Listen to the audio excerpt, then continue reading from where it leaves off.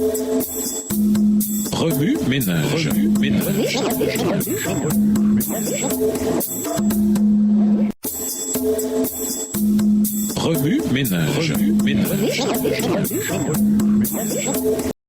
Bienvenue à votre émission Remue ménage. Nous voyons un sort de dimanche, des serpents vivants, intériorisés. Les plaies aux fléaux d'Égypte sont l'un des événements les plus connus de la Bible. Elles étaient de nature épique, la destruction s'intensifiant au fur et à mesure qu'elles s'abattaient sur l'Égypte. Pour comprendre la raison de cette dévastation, il est important d'examiner comment les plaies représentaient un concours entre le Dieu d'Israël et les dieux égyptiens. Le refus de Pharaon de permettre aux Hébreux de faire un voyage de 3 jours dans le désert pour adorer Dieu prépara le terrain aux 10 plaies. Pharaon dit : « Qui est ce Seigneur à qui je devrais obéir en laissant partir les Israélites ? Je ne le connais pas et je ne vous laisserai pas partir. » Exode 5, le verset 2. Pharaon indiqua clairement qu'il ne croyait pas que le Dieu des Hébreux était quelqu'un à qui il devait obéissance. En réponse, Dieu dit à Moïse, « C'est maintenant que tu vas voir ce que je ferai au Pharaon. Contraint par ma poigne, il laissera partir les Israélites contraints par ma poigne. Il va même les chasser de son pays. » Exode 6, verset 1. La compétition commença avec le bâton d'Aaron.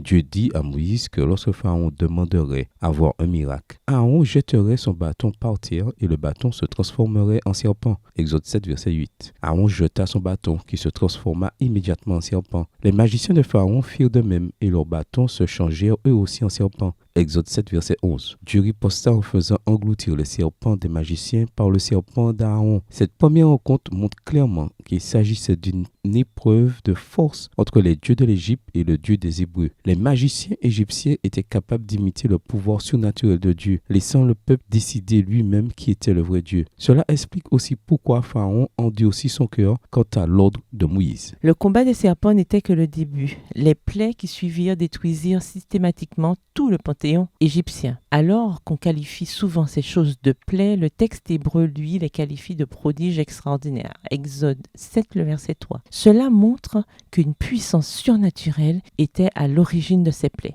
Il ne s'agissait pas de simples accidents de la nature. Le récit est organisé avec soin. Les 9 premières plaies sont regroupées par séries de 3 et sont séparées par la 10e. Chaque série commence par la rencontre de Moïse avec Pharaon tôt le matin. Il donne à ce dernier un message d'avertissement. Exode 7, verset 15, Exode 8, verset 20, Exode 9, verset 13. Puis la 3e plaie de chaque série se produit sans aucun avertissement. Remue ménage, revenez à votre texte écrit et étudiez le passage. Encerclez les mots, expressions ou idées répétées. Soulignez les mots ou expressions qui sont importants et qui signifient quelque chose pour vous. Reliez par une flèche les mots, expressions aux autres mots, expressions associés au connexe. Quels éclairages particuliers vos notes semblent-elles indiquer dans l'ensemble? Mémorisez votre verset préféré tiré d'Exode 7 à 10. Écrivez-le plusieurs fois pour vous le rappeler plus facilement. Aimez-vous les serpents? Selon vous, pourquoi est-ce que la plupart des gens ne les aiment pas? Avez-vous déjà été témoin d'une activité surnaturelle exercée par des puissances démoniaques? Racontez votre expérience. Au revoir. Et à demain si Dieu veut.